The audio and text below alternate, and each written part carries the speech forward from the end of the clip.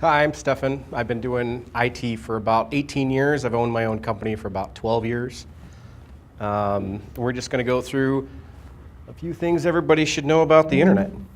All right, so spam. Spam is advertising. Usually you get spam by putting your information in online somewhere that's asking for it. There's lots of sites that'll want to get your email for a free IQ test or anything else that they can get you to give them a bunch of information, and then kind of the punchline is put in your email here and we'll send you whatever they're going to give you for free. That way they've collected your information and they've also collected your email so they can sell it off. And the email list that you can buy if you're an advertiser can be targeted for geographic region. They can be targeted for income. They can be targeted for the type of job the person has. There's a lot of different ways that they break up advertising to sell your list. To be prepared to deal with spam, you should have several email accounts. This will give you different levels of security, and it'll help protect against potential fake emails. It'll also kind of give you different levels of separation. If you get some spam in an inbox where you're expecting work emails and it says somebody you know needs money, you can kind of eliminate that it's a work email. How many email addresses do you need? You probably need an email for any kind of an online form, anything that's a non-person. If it's asking for your email and it's not a person on the other end, you want to give it something that you're going to be expecting to get junk mail, spam, and other things, and not legitimate email. If you're not sure and you're signing up for something, put in your junk email address. Any legitimate site, you'll be able to change what your email registered with them is after the fact. You should probably have an email for credit accounts, only trusted credit accounts, PayPal, eBay, your bank, Amazon. You should probably have an email for friends and family. You should probably have an email for work. Some of you don't need an email for work. Some of you already have an email for work. So spam isn't all bad. I mean, if JCPenney emails you their ads and you want JCPenney ads, that's a good thing. There's also the CAN-SPAM Act of 2003. Any legitimate advertiser has to include a removal link on the bottom of their email. You're probably all used to seeing that by now. But if they're not a legitimate advertiser, that email link could go anywhere. So you want to know who it is that you're receiving an email from, and we'll go over that in a minute. When an Asian prince offers to give you 10% of $1 million to help him, that's probably a scam. When someone you know asks you to send them money, you want to call them on the phone, just like what Officer Dalton was saying. You want to make sure of who you're talking to, because more often than not, that's either a fake email or a hacked email. So now let's talk about using free email services. This can be great for friends and family accounts. This can be great for secondary accounts. It's great for spam accounts, but it's probably not so good for business. For business email, I'd recommend getting paid hosting. And here's why.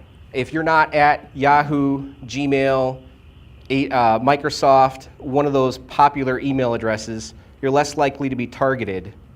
You're less likely to have a mass data breach affect your work email. Paid services also have a responsibility to you. When Yahoo got hacked a couple of years ago, they didn't even tell people for like a month.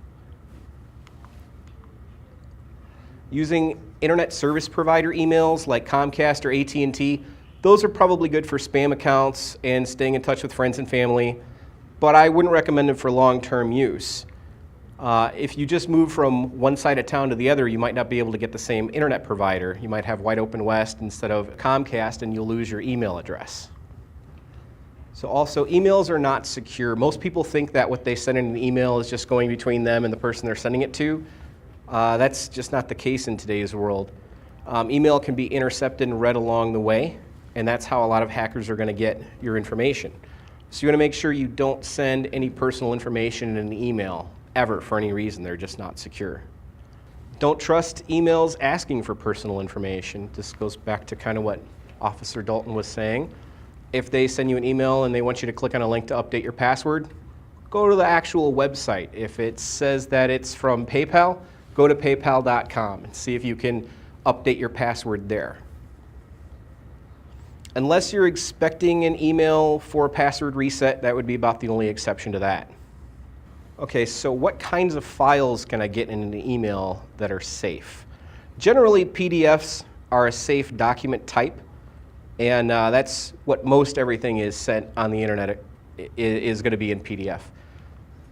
You can get Word or Excel files that have dangerous links or code in them that'll execute when you open them up, so you want to be careful not to get a Word or Excel file unless you're expecting it. Unless it's from somebody you know and you're expecting that file, that'd be like an exception. EXE files are the most dangerous, but people can make them look like they're PDF files. So again, it's like, how do I know what to trust? How do I know what's safe? Are you expecting it? Do you trust the sender? Is this email real or fake? It says Apple ID, receipt from Apple Store. Well, I didn't buy that product. So we open it up here, and this looks pretty legitimate. It's got an Apple logo. It's got some links. Well, I didn't buy this, though, so I'm going to go report a problem, right? Well, how do we check to see who it came from? Says Apple ID. This is from admin@appcerivus.com. They didn't even spell it right. The from in your inbox is like a friendly name, but when you open the email, it'll show you what it really is over there. Opening email is generally safe. It's what's inside the email, clicking on links or downloading attachments that you don't want to do. So when you hover over the link for customer support, that actually goes to suspicious-activity-appyid.ga. Nothing to do with Apple. So they're just trying to get you to go, oh, I didn't want this, and click on the report a problem link. Any kind of a link, whether it's in an email or in a website, you can just put your mouse cursor over and hold it there for about 2 or 3 seconds, and you'll get a little pop-up, just kind of like what this is here. It just kind of popped up on top. And then also, down in the bottom left corner, it's also going to show you, when you sit on a link, it's going to show you in the bottom left corner where that link actually goes. That's immediate. That pop-up takes 2 or 3 seconds to appear. So, okay, here we have a legitimate website. And how do we know that this is legitimate? And when we click on mail, it's actually going to take us to mail, because over here it says mail.yahoo.com. So is this one fake or real? This is a scary looking pop-up. There's audio noise that says your computer's been hacked. And it says here, you can't hardly see it, your information is being stolen, Facebook, credit card information, email account. This is a very scary looking pop-up. I've had lots of people call me about this. Here's another one. It's very similar. It's another variant of it. So how can you tell if that's real or fake? Well, the top bar, that's your address bar, that'll tell you where you actually are. One of those pop-ups was at I can't even pronounce what that is .bid. And the other one, well, this actually looks legitimate, microsoftsupport.com, right? But it's not. It's actually .us. It's com-mcrs-winkey111.us. So that's some good trickery, but so pop-ups in a web browser, as long as you know that that's a web browser, those are advertisements. They're designed to scare you into calling the trusted Microsoft number, or clicking on the link, or downloading some security scanner tool. They need you to do something to get into their computer. If you just close it out, you're relatively safe. Reboot your computer if you need to. Just hold the power button and shut it off if you need to. How about this site? Is this real or fake? Well, this is actually a real site, and I'll show you how to tell here. See, where it starts out, you just kind of ignore the first few slashes, and you look for the next slash, and right there is the name of the site you're at. Now, they've come out with a bunch of different extensions other than just .com, .net, .org, or .us. There's hundreds of extensions out there. So we'll go to the, here was the fake site. So we can use the same trick. We just go to after the http:// and we looked for the next slash. Well, this one doesn't have one, so we're just going to kind of mentally insert it there on the end. And then you go back, there's your .us, and there's the website before. Dots are not a part of the website, but dashes are. So I know this can be a little confusing, but this is how you can tell where you're actually at online. So here's another important factor whenever you're entering secure information, credit card numbers, you're about to buy something, you always want to see this lock in the top corner of your browser. And that basically means that not only is there a secure connection between you and that company, but that's been verified by a private party. In this case, this is yahoo.com, and that's been verified by DigiCert. If you're typing in a credit card or password information, you want to make sure that it's got the S, the HTTPS, up there for security. It'll usually have a little picture of a lock, too. If the website is asking you for your yahoo.com username and password, you want to make sure that it's anything up here .yahoo.com asking for it. Otherwise, you've given who knows who your Yahoo login info. Do you log in with your social media account? A lot of other sites will ask for your social media login so that they can automatically grab some info. I know one of them that's notorious for this is LinkedIn. And if you trust LinkedIn and that's what you want to do, then that's fine. If you don't trust LinkedIn or you're not sure what site you're at, you're going to have to look at the address bar to determine where you are and who's asking for your information. There's plenty of websites that are designed to look exactly like authentic websites. They're designed to look like Facebook or Yahoo. Everything will be exactly perfect except for the address bar in the top line they can't fake. So, and those are trying to get your login info to use them for who knows what. So one of the options you have while traveling, and especially certain countries, China's big on this, Thailand's big on this, where you get hacked by using free Wi-Fi hotspots. You can get a VPN service. They're probably about $5 a month, and it'll encrypt all of your traffic online no matter where you're connecting from.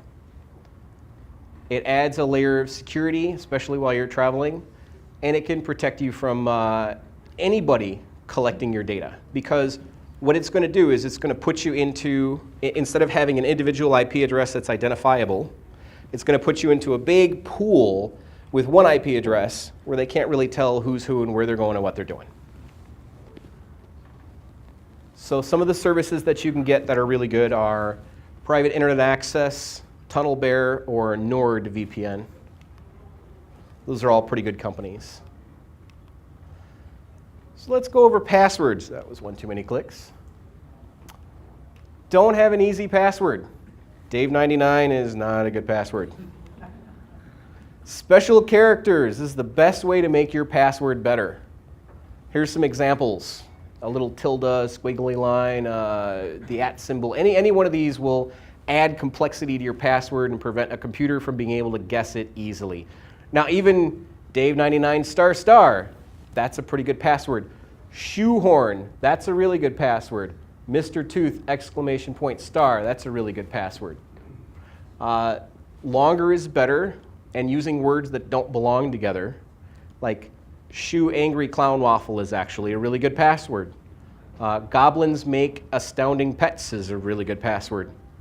And then if you mix into that letters, numbers, and special characters, you end up with something that's just not going to be hacked. Another thing you should do is don't use the same password for everything. Especially you don't want to use the same password for your spam email account that you use for your business account. That's just, not doing that gives you some levels of separation and security. And you're not going to make it easy for the hackers. And then another thing you want to ask yourself is, are you a potential target? If you're a potential target, you want to make sure your password doesn't have any personal information in it. You guys all remember Sarah Palin as a presidential candidate? She had her email hacked. I don't know if you guys remember her. I pay attention to tech stuff, I guess. But she had her email hacked by some college student. It wasn't a computer program, and he just used publicly available information. Her kid's name, well, they didn't release exactly what he used, obviously. but publicly available information. So if you're potentially the target, you want to make sure your password's a little bit more random. So now let's talk about securing your data. The number one reason for needing a backup used to be hard drive failure. And the number two reason used to be human error. Now the number one reason is pretty much the CryptoLocker virus. I don't know if anybody's heard of it or had it happen to them, but it is big and it is out there doing lots of damage. In 2015, I couldn't find accurate numbers for 2016, but in 2015, between 23,000 and 35,000 computers a month were infected. And that encrypts the local backup drive too. So if your backup is, I plug in another backup drive, it's not going to work. So should I have an online backup or a local backup? Is your data important? You should probably have both. You should probably have multiple backup copies and check your backups at least a couple times a year. Some good online backup companies are Carbonite, CrashPlan, and Backblaze. Can I use Dropbox as a backup? Well, the short answer is no. Dropbox does not make backup copies. It updates things in real time. It synchronizes things. So if my computer gets infected with a virus and it encrypts everything, it'll upload all those changes to Dropbox, it'll replace all my good files, and then it'll download those all to my laptop, and I'll have encryption everywhere. So they're great for sharing and syncing, but they're not a backup. Microsoft OneDrive and Google Drive is pretty much the same thing. For larger sets of data or small businesses, you can buy your own cloud device. They're not that expensive, but it's not cost effective for one user. QNAP, Synology, and Western Digital are different companies that make excellent cloud storage drives that you can put your data on, store at your house, and access it from anywhere in the world. Each of those can be configured with an internal backup that kind of not only synchronizes your files, but then backs itself up, and that's isolated from what a hacker could get into. All right, so what's the takeaway from all this? Be aware of what free can cost you. Don't trust your email, double check it. Don't trust a pop-up, just close it. No matter what it says, just close it. Use strong passwords and not the same one for every account. And backup, and backup. Any questions? Vicki? Sure. Is it bad to have the computer save some of your passwords for you? Because we're getting older, not younger, and it's hard to remember. Yeah, so that's fine. I mean, every browser has the option to remember passwords, and that's generally okay as long as the physical access to the computer is protected. If all your passwords are typed in and your nephew comes over and does online shopping, that's not so good. As long as your computer's secured, that's generally okay. Just about every type of browser wants to remember your password to make it easier for you. But write them down somewhere else or keep a separate list and print it out so it's outside of your computer, because I repair computers and I have plenty of people that I'll repair their computer, I'll give it back to them and they say, "Where's all my passwords?" It doesn't work like that. They're secure, and so I can't easily copy them from one computer to another because they're stored secure. There's a program called Trend Micro that you can purchase to protect your documents. Okay. Do you know much about that? Yeah, that's one of the antiviruses we use. I'd still say you need a backup. I mean, it's a good measure of protection to have some kind of an antivirus, but that's not enough anymore. Any antivirus program, although they will stop most viruses, they won't stop everything. So no matter what antivirus program you pick, you still can get a virus. It makes it less likely, but it is possible. Even if you have no antivirus, if you have a decent online backup, you can restore from any kind of problem. But yeah, an antivirus will keep you having less problems. The Mac OS is a bit more secure, I think, than just a regular Windows. Microsoft, do you recommend using an antivirus for the Mac OS? They've got a couple of different antivirus programs that are out there. I have seen a handful of viruses for that. The best comparison, it's not necessarily that it's more secure, it's that because there's so many PC users, if you're going to write a virus, you generally will target PC users. It's just that there's just not as many targeting the Macs, and they do try and do a pretty good job. Their company, I know that there was one particular type of pop-up that they were getting that was intrusive, that installed something into the browser, and they came out with an update that would like prevent that from happening. So they're pretty good about trying to stop their product from being tarnished. Microsoft comes out with security updates too, but I'd have to say Mac's probably better at that. Can you comment on the pop-ups that I see when I log into websites where it wants you to share your location?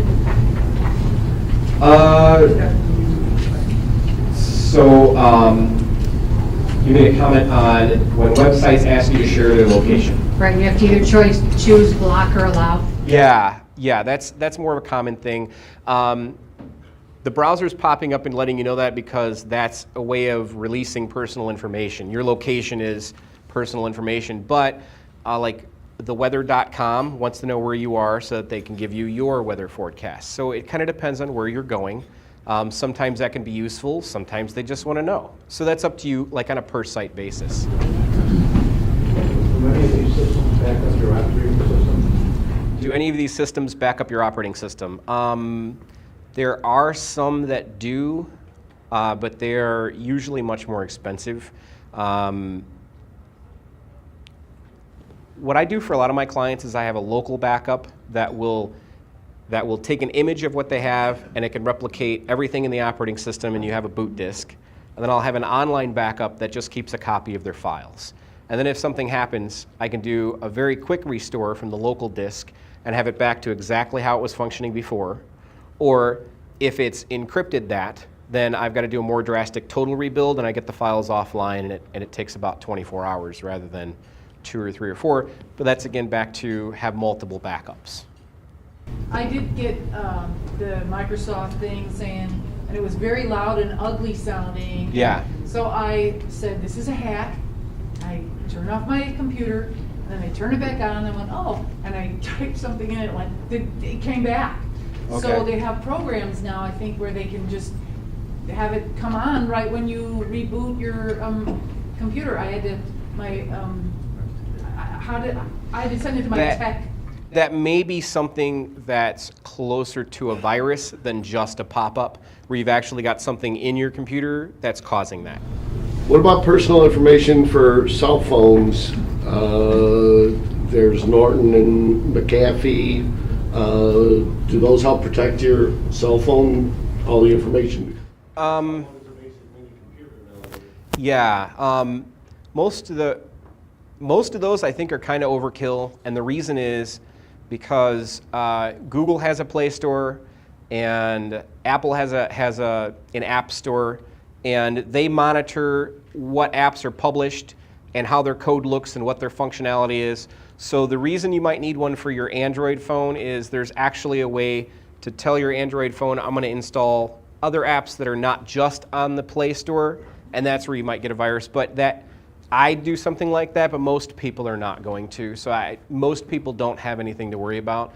Although there have been some apps on the App Store that have later been found out to contain some illegitimate code, but anything you run on your phone isn't going to be able to tell that. Any other questions for Stefan tonight?